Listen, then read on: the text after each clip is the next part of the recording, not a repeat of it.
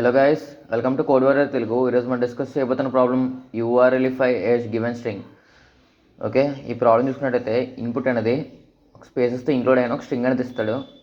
ఎక్కడైతే స్పేసెస్ ఉందో మనం ఇక్కడ ఇది మనం అక్కడ రీప్లేస్ చేయాలన్నమాట. ఏంటి? %20ని ఫస్ట్ ఇచ్చిన స్ట్రింగ్ని స్పేసెస్తో స్పేసెస్ లేకుండా స్ప్లిట్ చేసుకుంటాం అనమాట. క్యారెక్టర్ అరేలో స్టోర్ చేసుకుంటాం. ఇప్పుడు ఐ అనేది ఒక స్ట్రింగ్, ఐ అనేది ఒక వాల్యూ, లవ్ అనేది ఒక వాల్యూ, ప్రోగ్రామింగ్ అనేది ఒక వాల్యూ. ఓకే, ఈ మూడు సెపరేట్ వాల్యూస్ అనమాట క్యారెక్టర్ అరేలోని. ఇది క్యారెక్టర్ అరేని రిటర్న్ చేస్తుంది.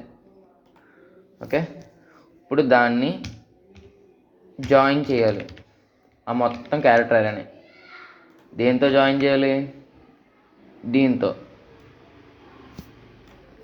%20. అంతేనా?